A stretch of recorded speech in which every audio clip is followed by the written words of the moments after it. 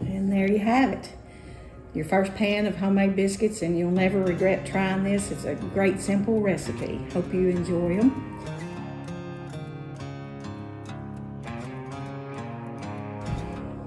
Hey, my name's Anna Parrish, and over the years I've had several people ask me about homemade biscuits. I wish I could make homemade biscuits. Today we're going to show you how, and it's a very, very simple recipe. I start with WR self-rising flour. And I like to use this old sifter. It belonged to an elderly neighbor. She actually married, her daughter married my uncle. So we share some of the same first cousins. We're not actually kin, but we seem like we were. So this is kind of special to me. Although W&R is already sifted, I give it another second round. It's kind of fun. If you've got kids helping you cook in the kitchen, nothing they love better than to sift a little flour. All right, the next thing would be a little bit of shortening. I like Crisco. You can use an off-brand, but Crisco is tried and true and tested. I start with 2 cups of flour and 1/2 to 3/4 cups of shortening. You want to cut your shortening in. A lot of people will say, well, use a pastry blender, if you're listening to a big chef or something, but this is a slotted, fun little spoon that I have discovered recently. Works wonders. It's a lot faster. So what I do, I'm gonna try to show you, is I mash into those big chunks of shortening, just pushing it against the side of the bowl. You don't want it to be pea size or very small, like if you were doing a pie crust. So a little bit of lumpy, or a little bit of these flakes about half this size will be just perfect for that. Alrighty, the next thing that I do is add cold milk. You can use buttermilk, you can use sweet milk. For these, I'm going to use just plain sweet milk. Started with 2 cups. The reason being, I never do measure my ingredients. I've made them so much. So I thought this way we could get an accurate reading on it. Then I just start kind of stirring it around. You don't want to just beat it to death. You want them a little bit wet. I have used just a tiny bit over 1 cup, and that's just a tiny bit too much. So I'm going to sprinkle just probably about 1/8 of a cup of flour on top of that. And you want to just, I mix it from just the sides. I don't just stir it around like it's a cake mix. All right, that looks pretty good to me. The next thing I like to do is just use this towel. People use pastry boards, they use a cutting board, they use their granular quartz countertop, but if you're making biscuits and you're dressed up and after church or something, you want to make them really fast, you don't want to make a big mess, get it on your clothes, dump all that biscuit dough out, take off the spoon like a good Southern cook, set it aside, and here's the trick to it. Sprinkle a little bit of flour on top, and then I take this towel and I just roll it back and forth like that. All right, that way it's not messing with my dough a lot. I'm not trying to knead it. It feels nice and soft. Then I start going around the edges to gather everything up.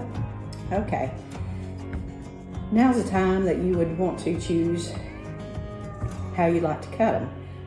You can use any size biscuit cutter. You can take a glass, a drinking cup, dip it in flour, and then use it as your guide and cut the biscuits out that way. My favorite is a sausage can. Works wonders. Just the right size biscuits where everybody gets one. Okay, so I've got my oven at 410 degrees. Usually 405 to 415, 420 is where my oven seems to do its best job on these biscuits. Each person's appliance is going to be a little bit different, electric, gas, whatever. So I am using the Cafe electric range. And as far as something to bake in, today I'm going to use an iron pan. Iron skillet would be great. I use a glass pie plate, aluminum cake pan. You can use just about anything, but this is going to be my pan of choice today. So I've got my biscuits cut out with my trusty little biscuit cutter. We're going to put those in here. If you're so inclined to, you can, like we were talking about, using different things to cut with. An interesting story, my husband's Granny Blake in Oklahoma, she raised 12 children. She made a lot of biscuits.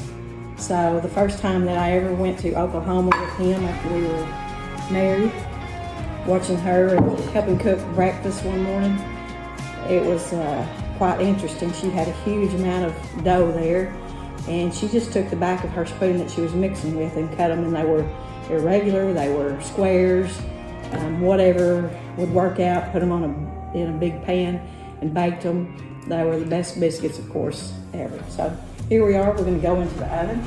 Another thing that you can do if you'd like, you can put a little pat of bacon drippings on top. I normally do that. You can also put some melted butter. If you wanted to fancy these up, you could even put some cheddar cheese and cilantro, put them with a main meal in the evening. Garlic and cheese is also something. You could even add a little bit of cream corn with that cilantro. So you can take this basic biscuit dough and make many things, make them very quick, and they're so much less expensive and better than anything that you can buy in the freezer. So let's see if they turn out. And there you have it. Your first pan of homemade biscuits, and you'll never regret trying this. It's a great, simple recipe. Hope you enjoy them.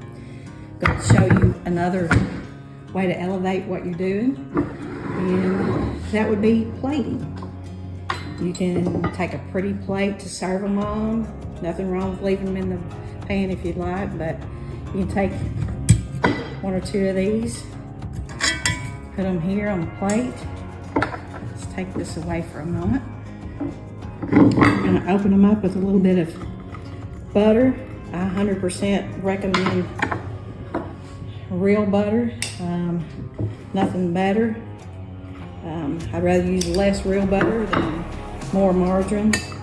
They're ready to be topped with whatever you'd like. If you had a gravy to pour on them, that'd be great. But in this case, my grandfather, Eli Davidson, my father, Robert Davidson, myself, and my son, we have a choice of good old sorghum molasses.